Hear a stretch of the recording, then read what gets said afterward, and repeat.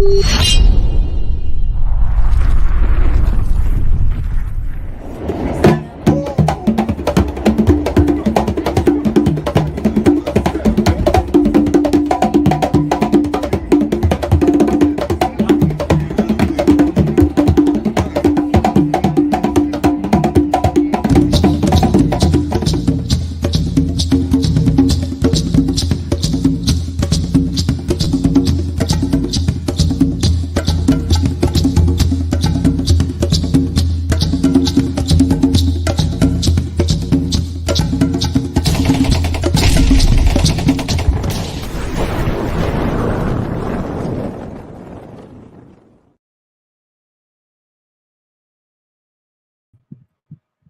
evening, viewers. Good day, viewers, global audience. Today it's Tuesday, 27th of June, 2023, and you're welcome to another edition of Talking Drums. Talking Drums is our program, like we say, where we discuss in the annals of mankind. There comes a time when our collective wellness rides on our meeting, the urgent need to talk together. And in a world that is increasingly being pushed apart by our differences, there is no time but now to beat our drum of cooperation and dialogue. You're welcome to Talking Drums for deep dive issues of truth and news that defines our common humanity. My name is Matt Godwin Iweajunwa, and my co-host on Talking Drums, as usual, is Dr. Dumebi from Toronto, Canada. Dr. Dumebi, you're welcome to Talking Drums. Yeah, thank you so much. Welcome, viewers, to another episode of the show where we hope to cover some, breaking news issues and matters that need us to come around our common table of discussion and dialogue and discuss. Welcome to the show. Thank you very much. Also, our co-host, Dr. Sir George Chukwu. Sir George Chukwu, you're welcome to Talking Drums this beautiful day. Well, thank you so very much, Matt Godwin, and thank you, Dr. Dumebi. Viewers from around the world, we welcome you to our show today. It's going to be a great one. Yeah, it's going to be a great one. Before we dive into our discussion, there are some news updates coming in now. First of all, in faraway South Sierra Leone, right there in Africa, Western Africa, we just got the news that the President Julius Madubu, has been re-elected with a 56.7% voters vote to serve a second term. Now, take note that some Nigerian politicians were also in that election observation. So they said, yes, they gave their pass and said it was to an extent credible. Also, this evening, the president-select Tinubu has returned to Nigeria from London. Tinubu is scheduled to join fellow Muslim faithful for the Eid prayers on Wednesday, right there in Lagos. Also on the news coming in is something from the tribunal. The electoral tribunal is saying that one of the voters on that day of the gubernatorial election in Lagos, one of the voters' wife, that's the governor's wife, Governor Sanwo-Olu's wife, voted with invalid voters' card. Now, this is something we're just hearing this evening, coming from the Council of Road Survivors Lead Council that are there petitioning the election. Also, this evening, the World Bank says it has approved a fresh $500 million loan for Nigeria. In the midst of our woes, we're still adding more to it. Gentlemen, these are some of the updates for news update that's coming in before the program. Do you want to say anything about these few news updates, Dr. Dumebi? You're muted. Dr. Dumebi? Got it. Yeah, I'm back. Yeah. Okay. The drum is talking now. Yeah. Yeah, So, I mean, The loan, I think the other ones are just by the by. President coming back, has come back to his country. He still has the responsibilities of government, given the fact that he's the de facto leader of the country now. So wish them all a happy Day and hopefully they get back to work as soon as possible right after the 2-day holiday, I think it is. There's no, I mean, it might sound laughable, but there's no going around the fact that now regarding the World Bank loan, there's no going around the fact that the country needs to get loans, especially a country in the state that we are in. So it's not really about the loan, it's about how it's managed, how it's utilized, and how it's put to use. The problem we have with Nigeria is the constant threat, that sword of Damocles that hangs over us, where we know that it will not be it will not be properly invested. So that's the only problem. Otherwise, you can't really avoid. Every country in the world has loans. Every country, US, China, everybody's owing everything. So that's really not the problem. Is we hope that this is utilized properly. Thank you. Thank you very much. So George, what do you have for the news flash? Any comment to all of those news flash? Well, congratulations to the re-election of the Sierra Leonean president. Nigerians went there to take a look at, say that it was credible. Yes, that was what it said. The vice president is there. So I want to congratulate him, but also about the pot is checking the kettle out his house. But anyway, about the 500, the loan that we got from the World Bank, the problem we have in our country, like Dr. Dumebi was saying, it's not about the loan. I mean, it's mismanagement of our resources. That is the problem. Can you imagine the amount of money that has been stolen from us, mismanaged by the NNPC and this fuel subsidy, which one of the governors came out today and was talking about how much money that was stolen, how it was nothing but a sham, a scam. So it's incredible how when you really deep down, investigate the situation, we know the truth. But the problem is you are having the people who are stealing to investigate themselves. What's going to be the outcome? Yep. So that is the only problem. All we are praying right now is that our current de facto president, our president, should deep down look on the ground and begin to bring all these things out in the open. Because, I mean, the way things are right now, unless somebody just, really, really open the can of worms that are what is really happening in our country, it will continue to do so. It will continue. So we're just praying that it will happen. Thank you very much, gentlemen. So we take a short break and we come back to discuss these the main topics and the issues brewing for the day. Thank you. Thank you, George.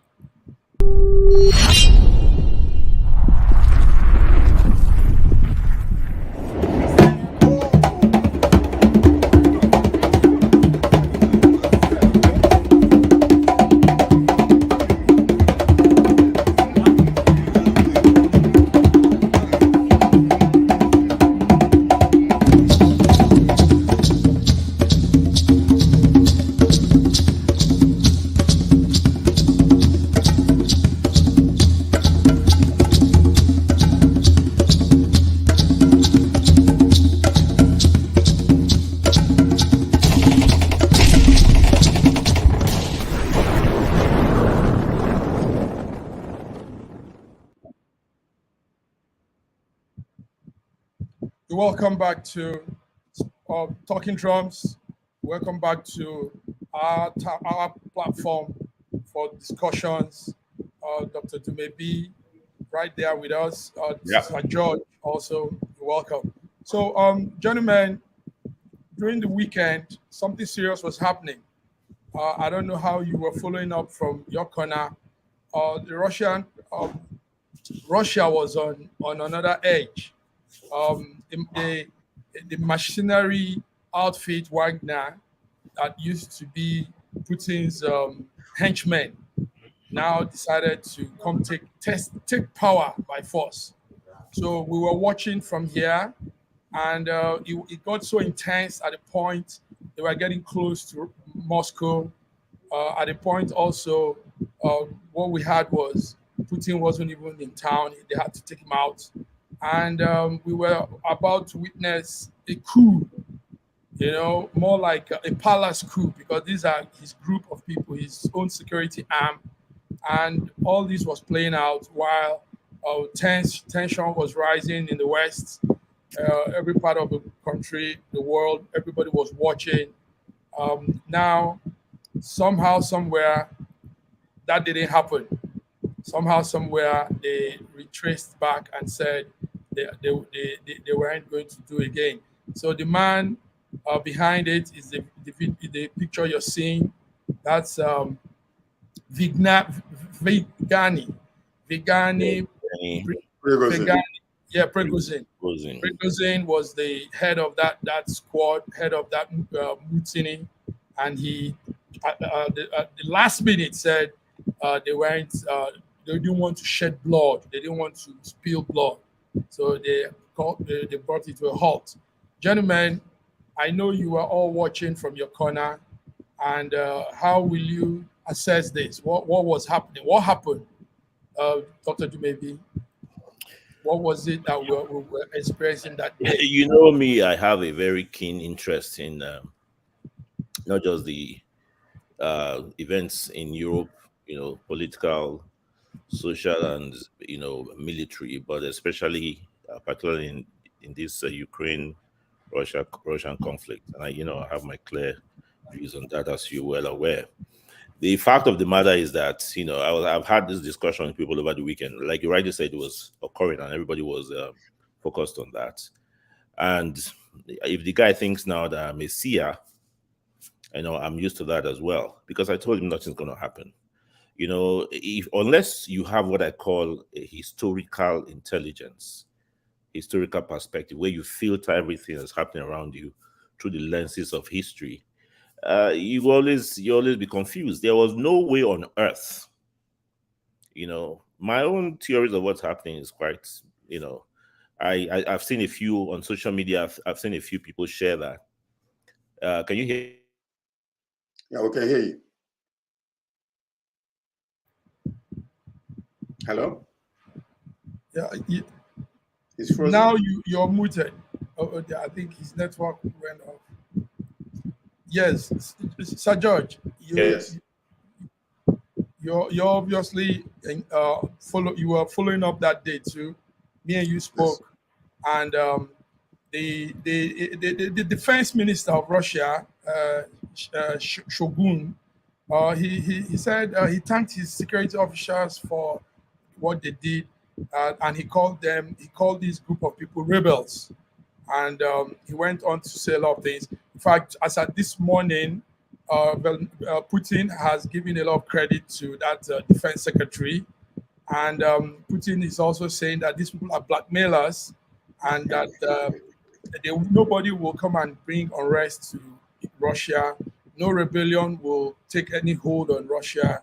And he said this in today's program while addressing the nation and saying that civilians should show some solidarity to those that have died, those that have also lost their loved ones in this whole thing. So, Dr. Sir George, what is it that happened? What were we witnessing on Sunday? What we were witnessing was we saw for the first time the weakness of our friend in the Russian president, Vladimir Putin. For the very first time, he was shaking to his roots, because if it wasn't for the sake of Alexander Lukashenko, who broke out the deal and begged this guy, to stop, because he knew that if the government was toppled, that will affect him too. If Putin's government was toppled, or if they had reached, that particular stage where they were going to be taken over, the palace for any reason whatsoever. He would have brought Putin on his knees and make him look so weak that the world will look at him and say, is this the man that has been making a lot of noise? So what we saw basically was, Putin, this guy and Putin was friends. They were friends from years ago.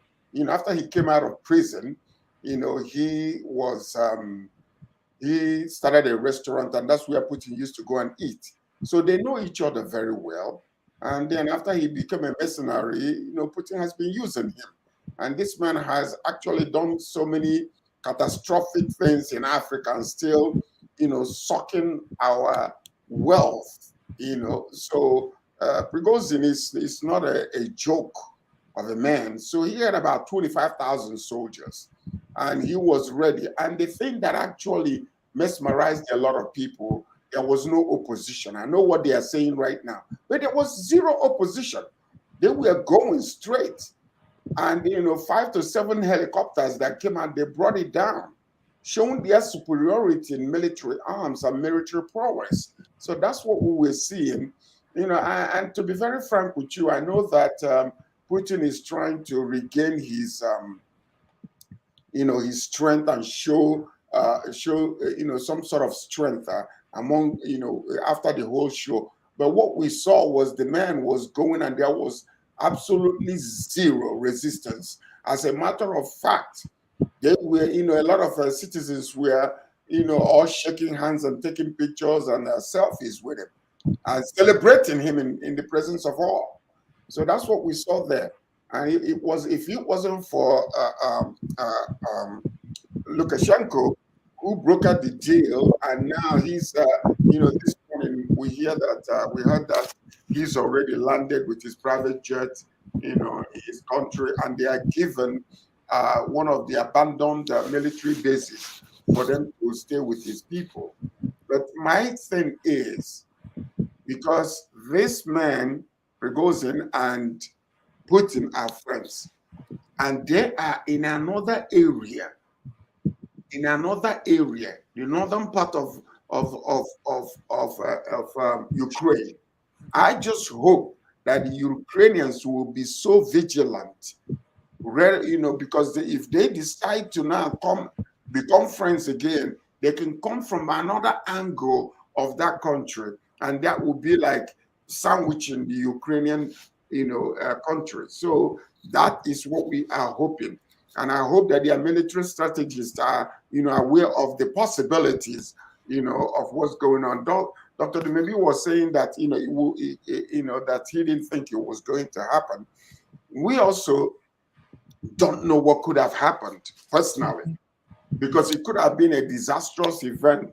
Could have been the fall of Russia if that man had taken over the palace, and Putin would be in exile instead of him. So this is where we are today, and so we're just hoping that all is well. We hope all is well.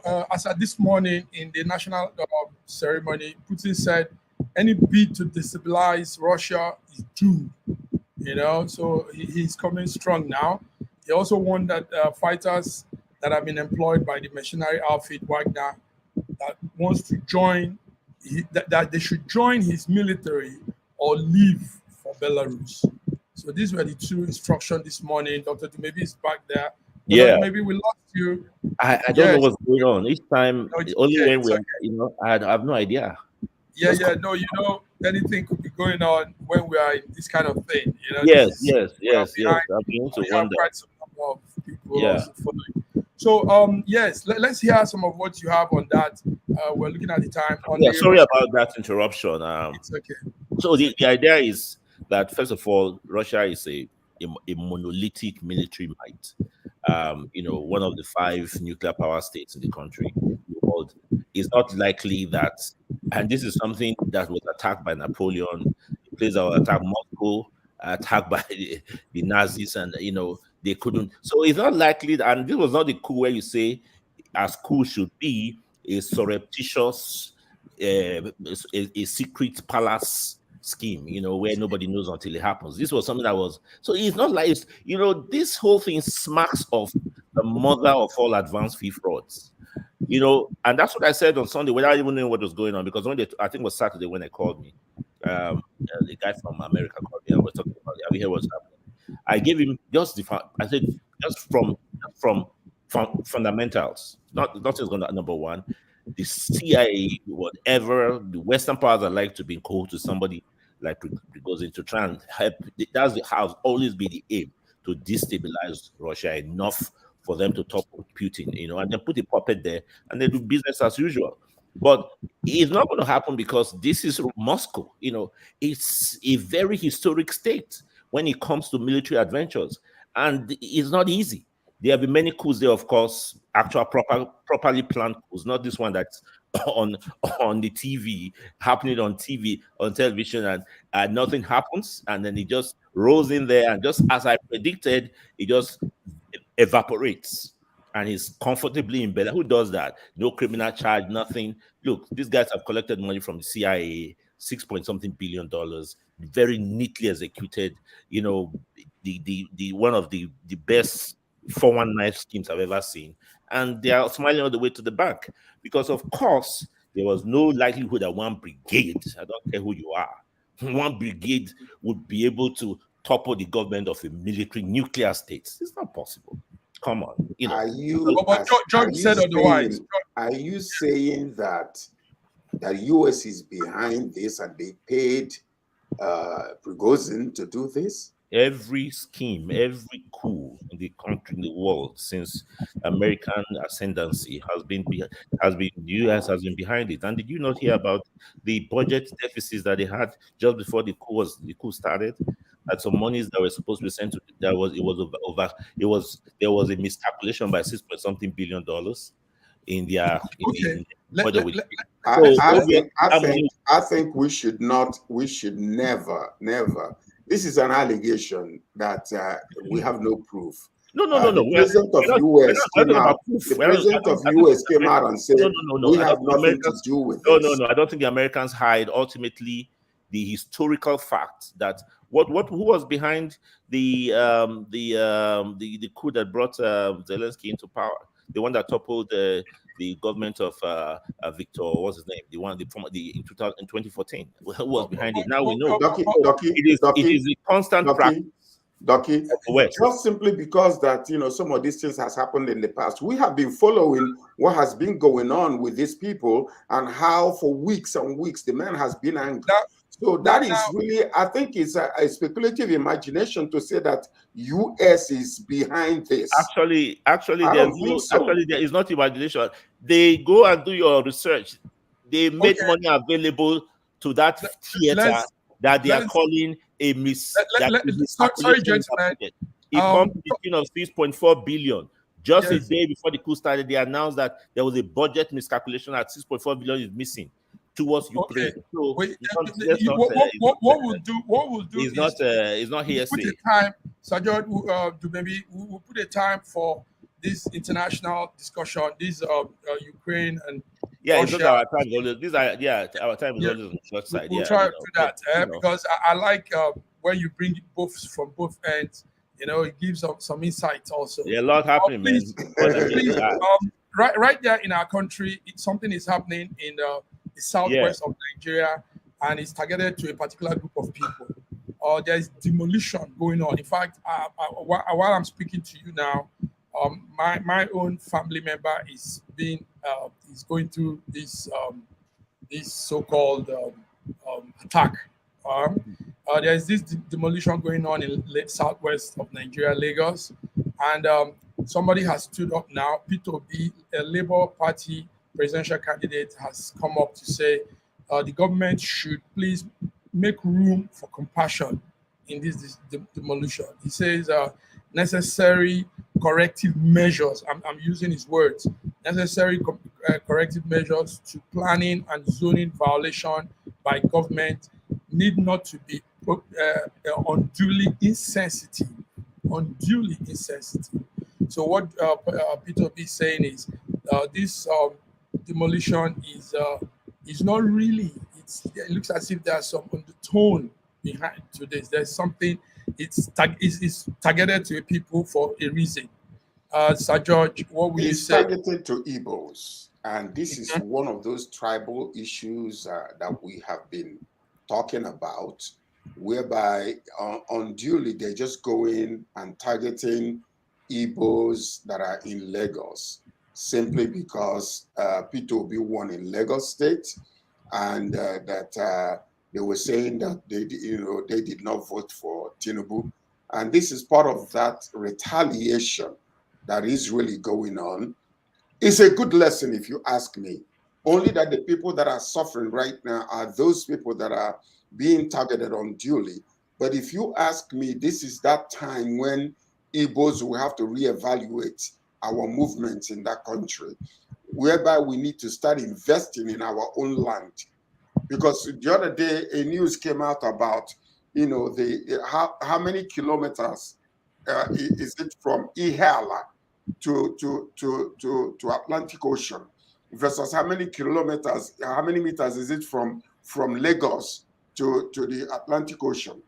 Why can't we just, right now they don't like us, they are unduly maltreating us, marginalizing us. It is time for us, and especially our governors in that eastern region, they need to come together. They need to come together and begin to bring infrastructure to the place whereby we have Calabar, we have River State. All these places are surrounded with ocean. So there is nothing stopping us from dredging these places and creating our own seaports. Nothing is stopping us. We don't have to borrow money from the government. We don't have to depend on the government to do these things we are doing. We are the ones that are in need of this importation of goods from the foreign countries. But what we have done is we are lying down like a big old dog that is barking with no bite. Let's come together. Finally, we can bring the Eastern region to be the hub of international marketing place.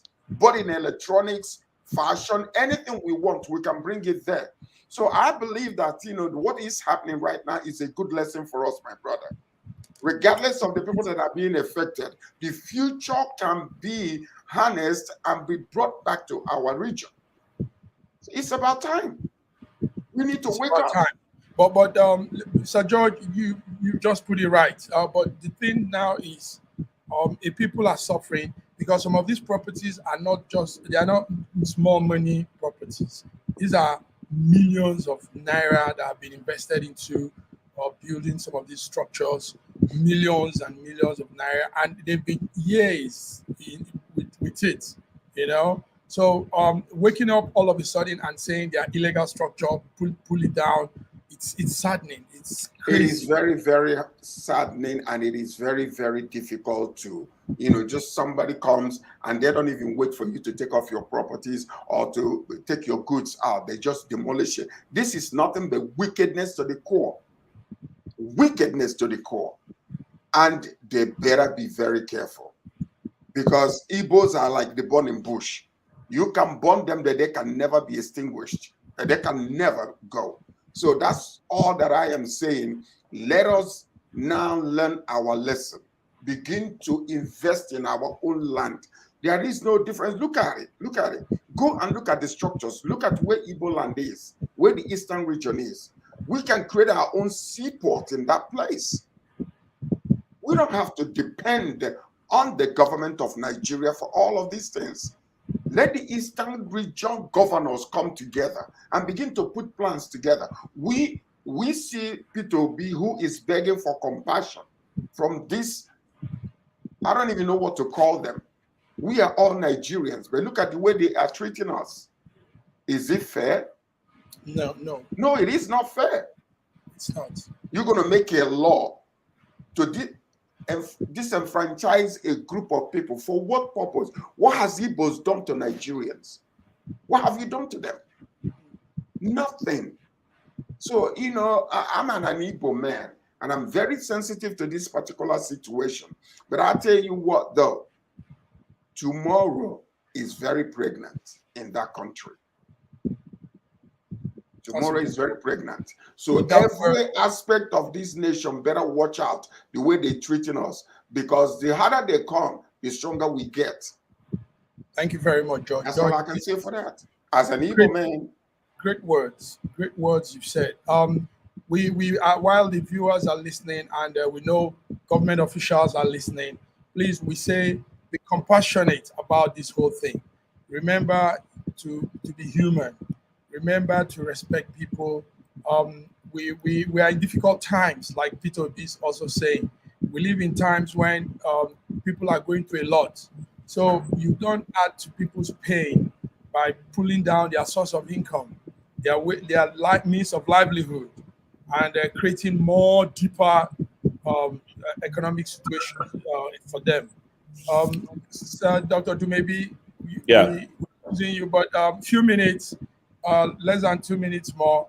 Please say something to this issue. Peter B came out and was talking on behalf of the Southeasterners in Lagos and the properties being destroyed. What do you have to say?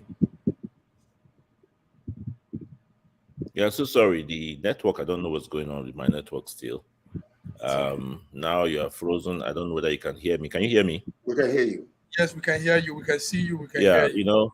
Yeah, so I mean, I wasn't there, but I'm sure I was catching the tail end of what you're saying. I mean, this is the thing. I don't think you need a Peter Obi to say that there is it's evil. It's very wrong for Yes. a government to come and to people who are already, in the throes of multidimensional poverty, to come and start dislodging. Like you were saying, I have a few people that have called me out of distress. People that are in your orbit of care and that you have, helped out in the past, asking for more because, luckily for in my own case, the bulldozer stopped just before it got to them.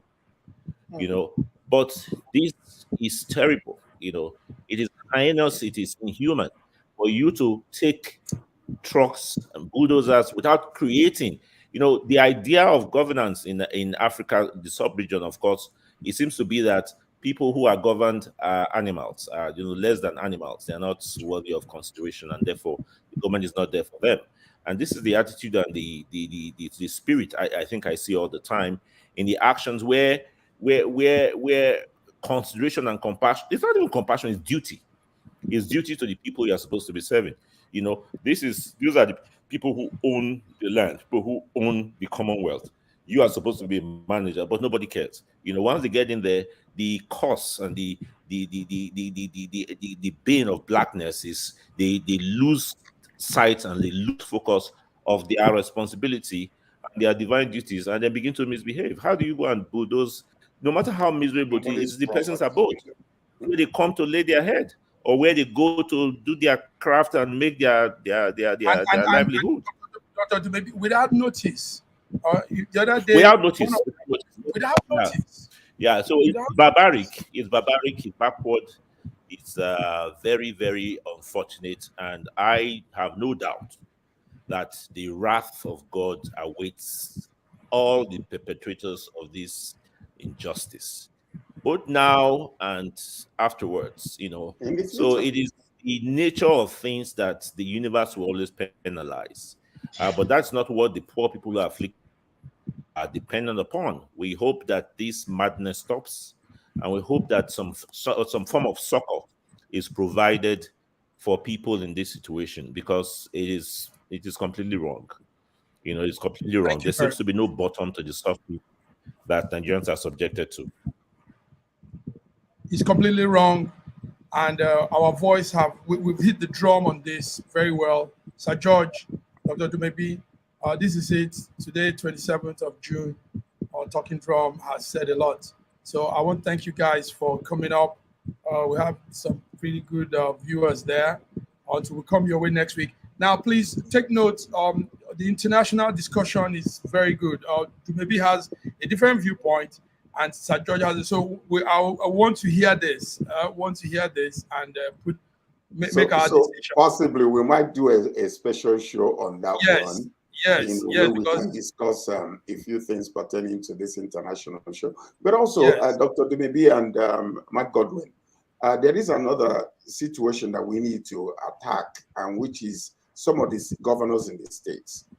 I just had a discussion with somebody who was, telling me that the governor of Imo State that he's been doing some fantastic work, building roads and stuff, infrastructures and stuff like that, which is not being recognized. And I would like us to maybe discuss that and see the truth about that. Because if somebody is doing good, we need to, clap for them and encourage them. That's why we can actually give praise. Yes, and if they're doing bad, that's a good thing to say. And maybe we'll get one of the spokesmen for some of these governors to that's right. from the southeast to come to the show. All right, gentlemen, thank you very much. Thank you.